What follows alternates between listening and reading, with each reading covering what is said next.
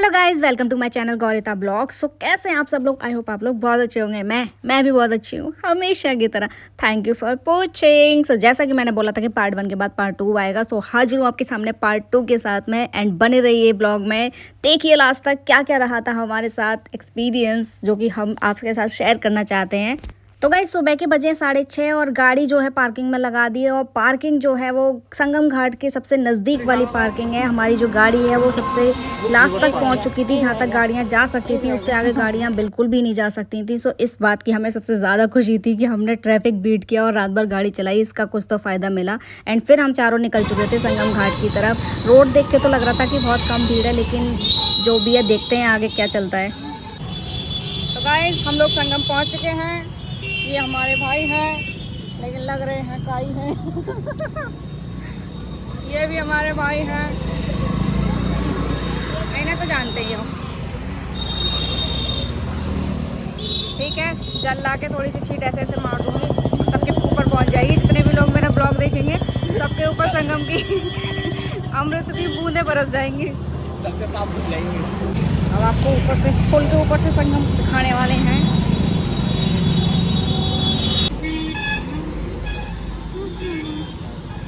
Guys बज रहे हैं सुबह के 7:15 और हम पहुंच चुके हैं। देखिए सूरज की पहली किरण हमारी शक्ल पे पड़ती हुई। कितनी बोट हैं, अनगिनत वाली, हमें तो दिख नहीं रही दूर तक। तो मज़ा आने वाला है।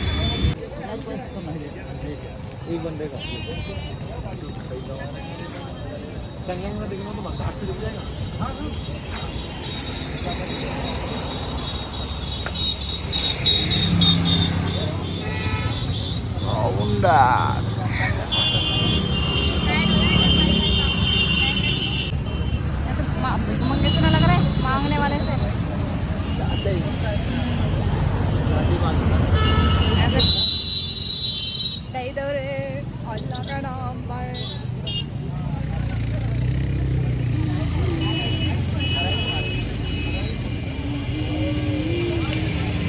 ठीक है गाइस, अभी हम सिर्फ पहुँचे हैं, नहाए धोए नहीं है। शक्ल से लग रहा होगा, पैरोड़े से लग रहे हैं। बाकी का हम लोग बाद में बताएंगे। अभी हम पहले चलने, वरना सांस भूल जाएगी बात करते करते।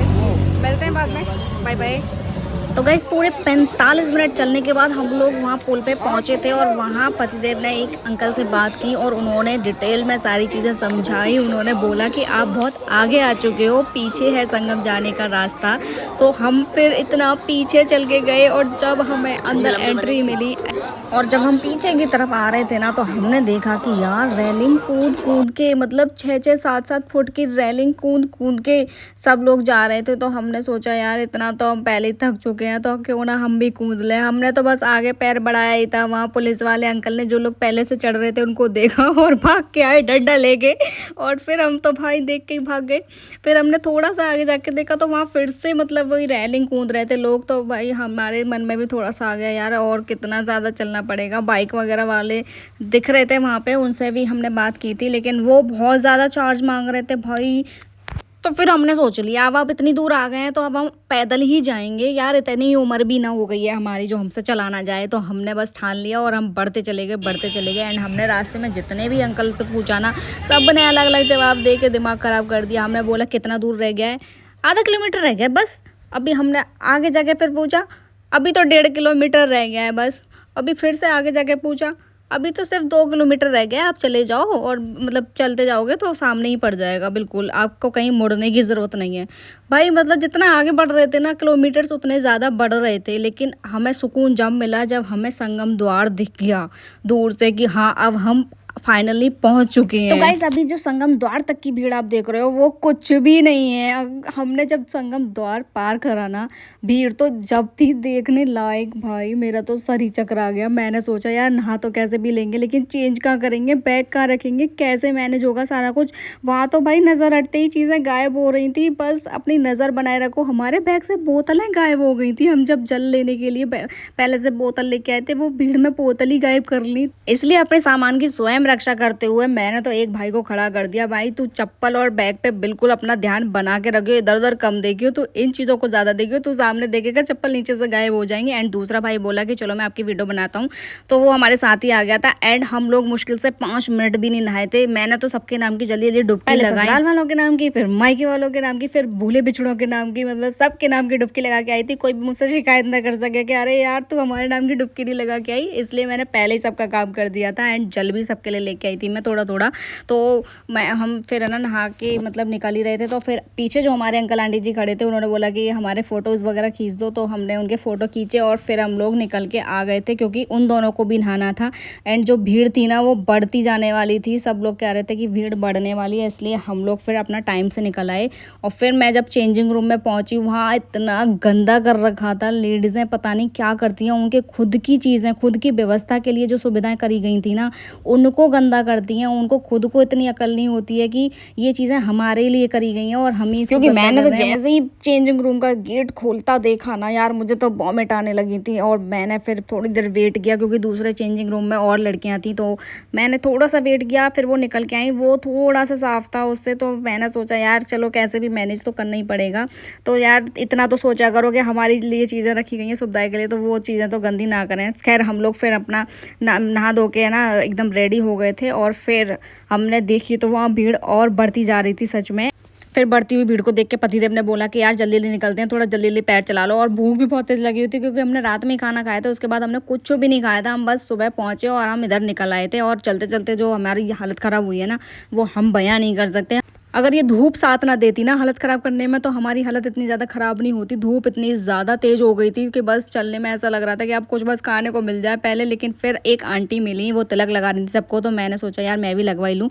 तो मैंने बोला इनको तिलक लगवाने के लिए, उन्होंने मेरे को तिलक लगवाया। आंटी ने मेरा तिलक ही उल्टा लगवा दिया। आंटी मेरी तरफ देखो, मैं आंटी की तरफ देखूँ, आंटी मेरी तरफ देखो, मैं आंटी की तरफ देखूँ। यार आंटी सोच रही होंगी ये मुझे पैसे देगी भी या नहीं।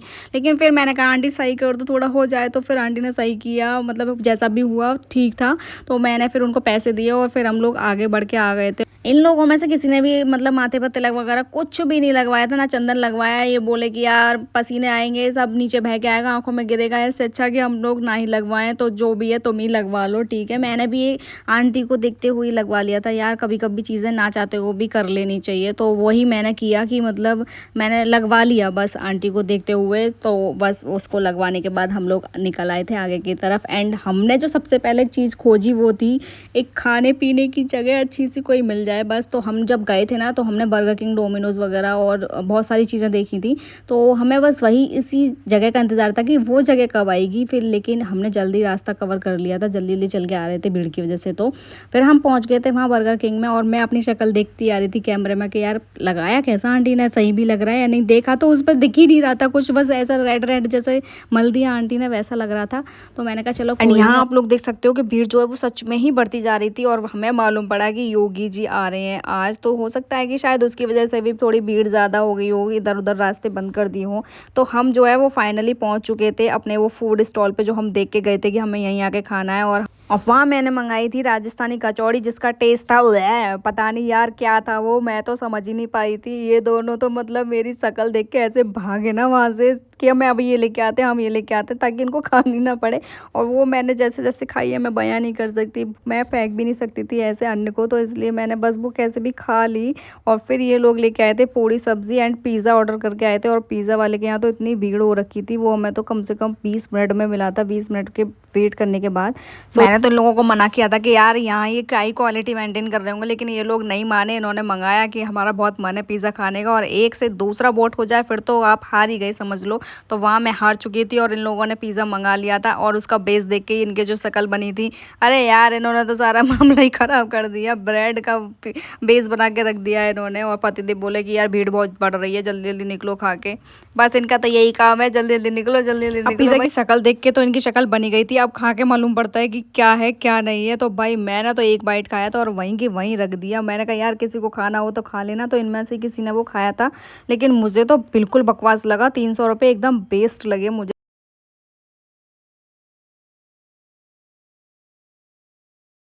पिज़्ज़ा खाने के बाद फिर हम सब लोगों ने एक आइसक्रीम ली और फिर खाते हुए आ गए उसे और पहुंच गए पार्किंग में। और गाड़ी की शक्ल में हमारी शक्ल में बहुत ज़्यादा अंतर नहीं रहा था गाइस। हमारी धूप ने बेकार कर दी थी और गाड़ी की रेत ने शक्ल बेकार कर दी थी। पतिदेव ने लिया झाड़ा और झाड़ दिया पूरी गाड़ी को। रेत जितनी आसानी से लगा था उतनी आसानी से निकल नहीं रहा था। बड़ा बदतमीज रेत चुपका था उस पर। एंड हमारी जो शक्ल थी ना वो देखने लायक थी सच में। और गाड़ी में जैसे ही बैठे वो इतनी गर्म हो रही थी ना कि हमारी तो बस बैंड सी बज गई थी। और वहाँ जो मैंने अपने पैरों की शक्ल देखी भाई, मेरे पैर में थोड़े हल्के हल्के से छाले भी हो गए थे क्योंकि उनमें ना बालू फंस गई थी, रेत फंस गई थी। तो वो चलने में ना पैर थोड़ा घिस गया था साइड में, तो इस वजह से मेरे थोड़े हल्के हल्के से छाले भी हो गए थे।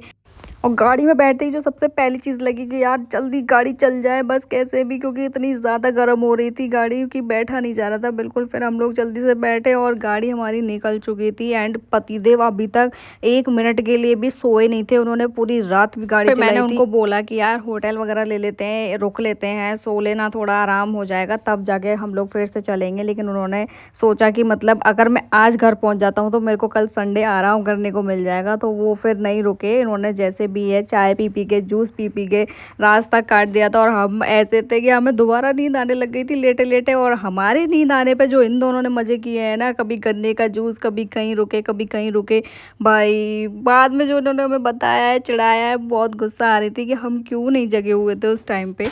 तो जब हम पार्किंग से निकले तो 11:22 हो चुके थे एंड 2:22 अब हो रहा है, दोपहर हो चुकी थी और हम सो के उठ गए थे और हमें फिर से भूख लगने लगी थी।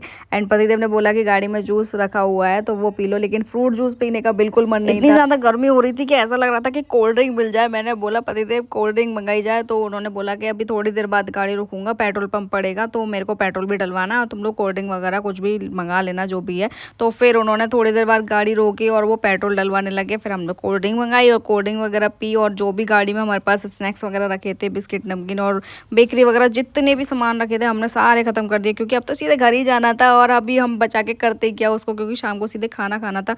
बाद में लोगों ने बताया कि खाना खाने की तो हम अभी सोच रहे थे, लेकिन तुम दोनों ऐसे सो रहे थे कि जगाने का मन ही नहीं किया। तो हमने सोचा कि जितना ज़्यादा गाड़ी खींच जाए वो हम खींच लेते हैं और जल्दी से घर पहुंच जाते हैं, क्योंकि इतना ज़्यादा टाइम नहीं है। और फिर संडे भी अगर ऐसे ही चला गया तो फिर बेकार ही है। तो बस उन्होंने हमें कोल्ड ड्रिंक ला के दी और हमने खोली बोतल और ये P low guys cold drink. भाई इतना सुकून मिल रहा था ना, ठंडा ठंडा कुछ जा रहा था अंदर, तो बहुत ही अच्छा लग रहा था। वरना इतनी देर से तो गर्मी लगे जा रही थी। तो हमने फिर कोल्ड ड्रिंक वगैरह पी के हम निकल चुके थे। और देखो ये हम सब खत्म कर चुके थे। पतिदेव को चाय पीनी थी क्योंकि भाई उनको तो नींद नहीं आनी चाहिए, तो चाय कोल्ड ड्रिंक जो भी था हम लोग पी के निकल चुके थे। एंड पतिदेव ने गाड़ी सीधे मथुरा में ही रोकी थी और रात हो चुकी थी, रात के 9 बज चुके थे। और यहाँ हम लोग खाना खाने वाले थे और यहाँ जो मतलब इतना ज़्यादा क्राउड हो रहा था जिसकी वजह से सिटिंग प्लान बिल्कुल ख़राब हो चुका था। वहाँ पे मतलब सब ऐसे सिटिंग ले रहे थे जैसे हम लोग अभी खाना खा रहे हैं और वो पहले से उनको मालूम पड़ गया कि इनका खाना जो है वो कंप्लीट होने वाला है, तो वो आके बैठ गए एंड उनकी वो सीट रिजर्व हो गई और अब वो अपनी फैमिली के साथ वहाँ बैठेंगे। तो हम तो खाने का वेट ही कर रहे थे और 10 मिनट में हमारा जो ऑर्डर है वो आ चुका था और खाना बहुत ही टेस्टी था। कुछ तो हमें भूख लग रही थी तो इसलिए और ज़्यादा टेस्टी लग रहा था। तो खाना खाने के बाद फिर हम लोग बाहर निकल के आए। हमने वहाँ पर रबड़ी जलेबी खाई और कुल्हड़ वाला दूध पिया था, बहुत ही यम्मी था, बहुत ही टेस्टी थी जलेबी वगैरह। तो वो सब खा के फिर हम लोग मतलब हमारी तो यात्रा ही सफल हो गई एक तरह से। तो गाइज मिलते हैं अगले ब्लॉग में। इस ब्लॉग में इतना ही। और हाँ, मेरे चैनल को सब्सक्राइब करना बिल्कुल मत भूलिएगा और मेरे ब्लॉग को लाइक, कमेंट, शेयर जरूर करिएगा। Okay, bye bye, take care.